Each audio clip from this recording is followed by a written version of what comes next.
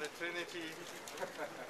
Do you believe in a deal in Copenhagen? I believe in a just and equitable deal. If not in Copenhagen, okay, in the next city. What are you looking for in a deal? So what about kicking out the basic countries of G-77? That's not the right attitude. If they have been pressurized to accept, we will try to understand. Until now we haven't met them. We will try to understand what happened. The Chinese agreed to a 2 degrees Celsius increase, right? India, South Africa, Brazil will have as well. Why? I mean, that's diametrically opposed to the position that you've taken, African nations have taken all throughout this conference. Why not kick them out? China has not said publicly that. President Obama said some countries accepted this. How many African countries have you said? As we speak now, African countries are still locked in negotiations. Who is? What country? Is Ethiopia still in negotiations? Ethiopia, South Africa, and Algeria. Are you suggesting there's some question about whether China does export? I'm saying there's a question to the morality and the architecture of any deal that's not fair, that's not just. So Obama talked too early?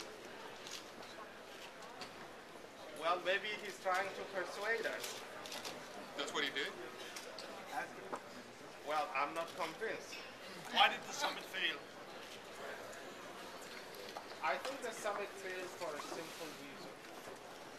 Developed countries do not accept democracy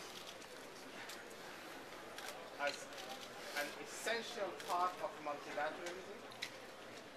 Developed countries do not perceive and think of a world where prosperity should prevail, and therefore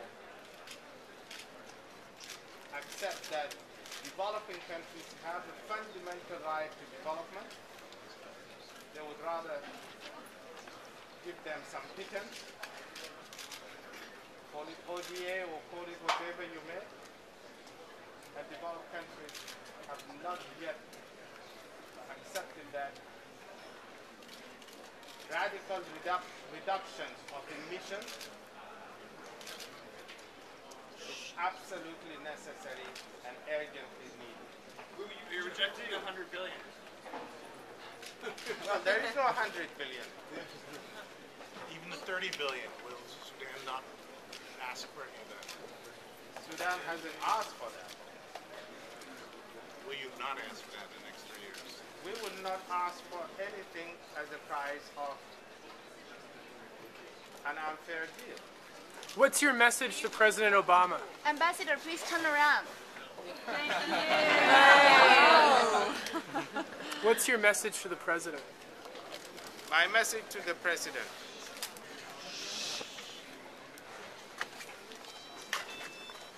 What the world needs is a just and an equitable deal.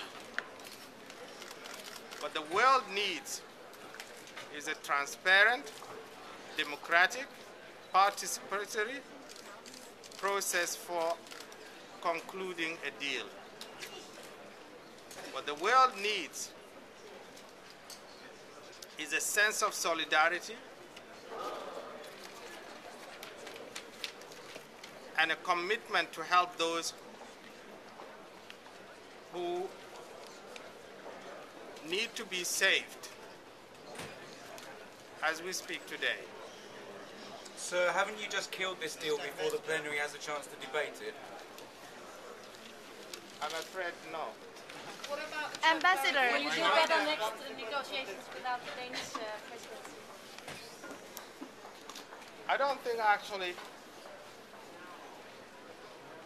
when you reflect carefully on what happened, my conclusion is that the Danish presidency was not the architect of this deal. Who was?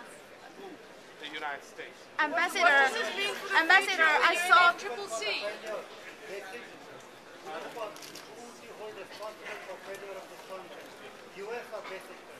We need to find the facts first.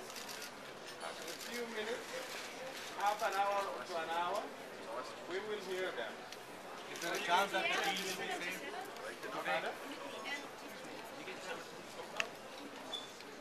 Let me say this to you. G-77 will not end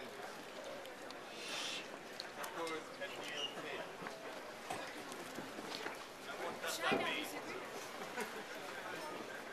Please explain. So you say. So China's going to vote it down? I think the Chinese delegation are here. You may ask them. Is there any form of MRV in this deal? It's nothing but MRV. Ambassador, I saw the earlier accord. There's 100 billion in the accord, but the latest one, the 100 billion is gone. What happened in the past 5 hours? Where there's a change. I saw 4 versions of accord. Every version has some change, and the last one, the 100 billion long-term financing support is gone. What happened? Well, it seems that Copenhagen is so cold it evaporated. So actually this afternoon, my Indian friend, agent asked you whether you were seal. You say there's no emission cuts and no finance, there's no fare, so you will not seal. Now I saw the latest one, it's even get worse. If that means you're not going to seal the deal. There's no deal. Can I say that?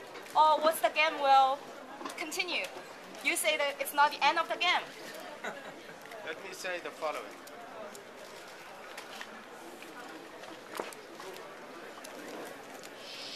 The prerequisite for a successful deal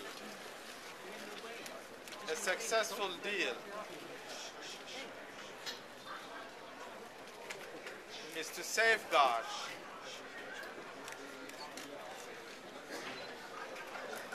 all citizens and nations and countries of the world.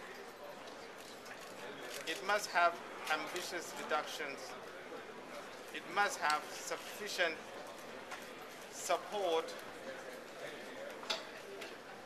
in technology and finance. That's a deal that makes sense, not only from the perspective of developing countries, but from the perspective of all citizens of the world, because this climate change is not going to affect only the poorer countries. It will hit us all. If not today, the day after. You think you have done a good job leading the Pardon? You think you have done a good job leading the I can't judge.